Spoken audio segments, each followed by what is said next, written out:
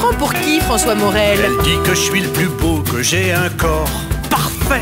L'inoubliable Deschiens présente sur scène Le Soir des Lions, un récital fantaisiste à la Bourville où l'acteur chante, danse et joue ses chansons, tout simplement parce qu'il le vaut bien. Je n'ai pas un physique formidable, je n'ai pas une voix géniale, je bouge pas très bien, je n'ai pas un corps d'éphèbe, mais quand je suis sur un plateau, je sens à chaque fois qu'il se passe quelque chose de fort. Elle dit que mes chansons aux sublimes paroles un jour prochain seront apprises dans les écoles. Dans les écoles. Vous vous bouchez pas avec le dos de la cuillère, hein. Vous savez, vos commentaires, vous les gardez, on vous demande savez, de jouer. De toute façon, les gens se rendent compte. Hein, ils Oui, sont pas, oui, d'accord. Faut quand même rien. Il est vrai que François Morel a compris bientôt qu'il possédait le pouvoir de faire rire. À l'école, il n'était pas bon d'être assis à ses côtés. Avec sa tête de Sainte-Nitouche, Morel prend un malin plaisir à faire rire sans se faire prendre. J'ai un souvenir très précis, je me souviens qu'une fois j'avais fait rire tellement mon camarade à côté de moi qui s'appelle Bruno Courteil que le prof l'avait saisi par le col et l'avait jeté par terre en disant « Je n'ai pas eu peur des Allemands, j'aurais pas peur de toi ». François Morel grandit en Normandie dans les années 60. Son père est cheminot, communiste, bouffeur de curé et sa mère élève ses 3 enfants. De cet univers provincial et suranné, Morel a su en tirer des délices. La façon dont j'étais un peu connu par la télévision et les Deschiens, je pense que ça c'était extrêmement important, le fait qu'on sentait qu'il y avait une sincérité chez tous les acteurs des Deschiens d'ailleurs, justement chacun jouait avec son enfance, avec les accents qu'il avait pu entendre et avec peut-être des situations qu'on avait pu vivre et qu'on rejouait d'une façon comique, mais qui aurait pu être traité d'une façon entièrement pathétique. L'acariâtre Monsieur Morel des Deschiens est directement inspiré du père de François, un personnage haut en couleur, amateur de gibolin, qui a toujours eu le bon goût d'encourager son garçon. Peut-être que les pères sont un peu moins inquiets que les mères.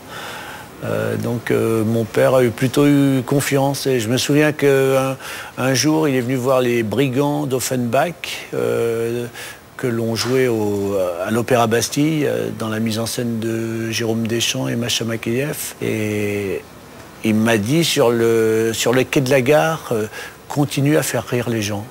J'ai trouvé ça joli. Et d'autant que c'est peut-être l'une des dernières phrases qu'il m'ait dites avant de nous quitter. Mais attention, François Morel n'est pas qu'un tendre. L'humoriste sait aussi quitter la route et égratigner la bien-pensance, comme lorsqu'il se moque d'un cas social dans son album. La société m'a pas assez aimé, c'est à cause que j'ai trop souffert d'une grippe sévère. Une copine qui travaille dans les milieux sociaux, justement, qui est assistante sociale et qui m'a dit qu'un jour, il y avait un petit môme qui était venu vers elle en disant « De toute façon, moi j'aurais des problèmes dans la vie parce que je suis un cas social ». J'ai trouvé ça très marrant.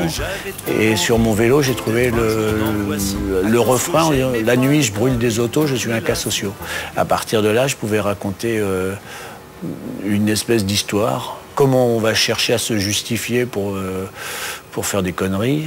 Et puis comment aussi le modèle social présenté par le gouvernement actuel ou par la présidence actuelle peut encourager à devenir des cas sociaux, puisque on a l'impression que ce qui est important, c'est d'avoir une belle bagnole, de partir sur des yachts, de recevoir aux Fouquet's, enfin plein de choses qui ne sont pas des exemples formidables pour fabriquer un homme.